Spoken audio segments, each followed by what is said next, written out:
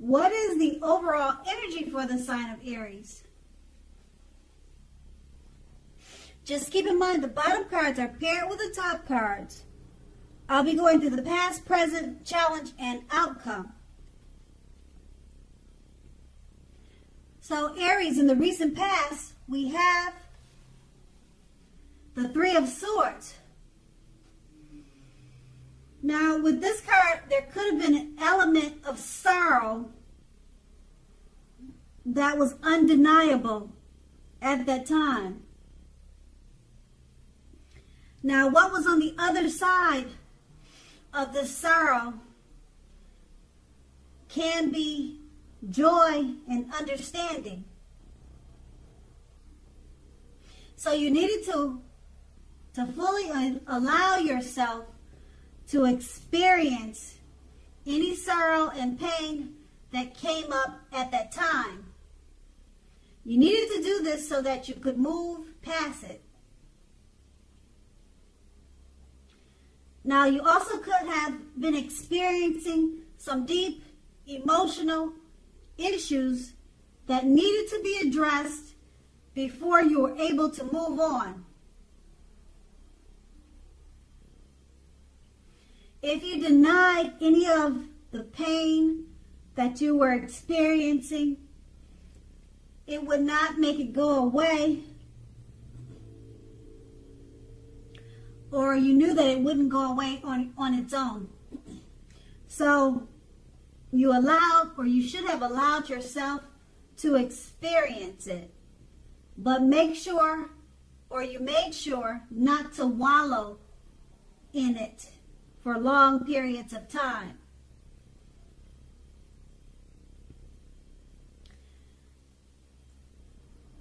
Okay, so also, you do not and should not, like I said, wallow in grief for long periods of time. But, however, only you would have been able to decide how long was long enough. Others wouldn't be able to answer that question for you. And it's paired with the Six of Swords. Now, this card, it points to a great time for travel of any type. It also can indicate movement, a change in where you are inwardly, inside. Now, usually this change is for the better, whether it's internal or external. So you would need to think about where you want to be, or that's what you did in the recent past. You needed to think about where you wanted to be or where you were going. This card, it also shows a slight reduction in stress and strain. Now, things may not have been perfect, but they were going better or much better than they were previously or in the recent past. So you would have taken this time to get your head above water and decide where you're going from there. Even taking a short break or a change of scenery would have been helpful. And this does not have to cost a lot of money. So it looks like the Six of Swords, with the movement and travel, it helps you to move out of any sadness and sorrow that you may have been experiencing with the Six of Swords. And that's in the recent past. Now let's move on to the present. We have the Page of Swords. Now this is a court card. It can sometimes stand for a person in your life. And if this is the case, it will represent a person who is younger. They're younger than you. And also, it indicates that a message is coming towards you. In this case, it's probably a message that you're not hoping to hear. Now, also this card, it tells us that You are probably trying too hard or pushing too fast or stepping on the toes of others.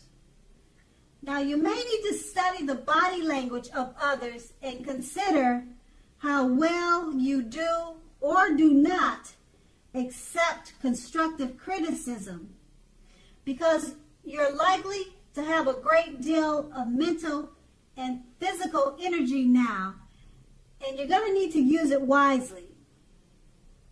The Page of Swords is paired with the Wheel of Fortune. The Wheel of Fortune, it reminds us that this too shall pass. Whether it's good times or bad times, it will pass. If suddenly you find yourself sitting on top of the world, keep your perspective. As we all know, like everything else, it will change.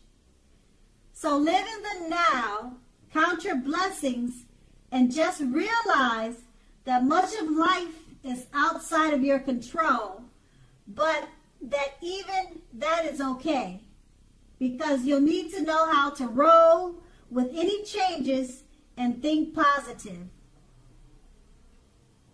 With these two cards paired together, the Page of Swords, it's letting you know it's about an actual person, possibly. They're coming towards you with a message. And if it's not a person, you could be receiving some type of message that you don't really care to hear about. It could be by text or by mail, by phone, if it's not a younger person. Just be careful at this time not to step on the toes of others. Okay? Because you'll be having a lot of mental and physical energy at this time. And being that it's paired with the Wheel of Fortune, just keep in mind that you need to count your blessings, and whatever you're experiencing, good or bad, just keep in mind that the times are always changing, and you'll need to roll with any changes. So if this is if this message is something that you don't want to hear, just keep in mind that it will change. Eventually, it'll be something that you want to hear. And then, who knows, later on, it can be something that you don't want to hear. It's the wheel that keeps rolling and keeps changing. So you always have to remember to roll with any changes. Because, like I said, the message with the Page of Swords, something that's coming your way that you don't really care to hear, but that will change. Like I said, eventually you'll get a message and it'll be something that you do want to hear. That's how the Wheel of Fortune works. And that's in the present. Now let's move on to the challenge. We have the Two of Pentacles. Now, two main issues are at front in your mind. You may need to pull back from trying to pay attention to so many things. Multitasking is not your friend right now.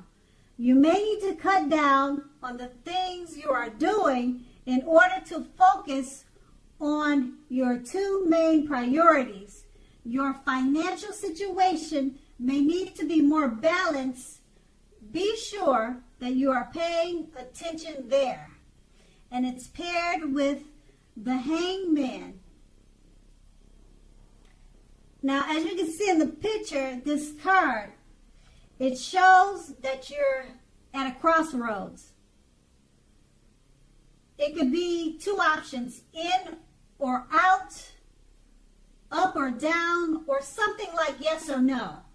You could find yourself wanting to do something, but you have no idea what it is or how to do it.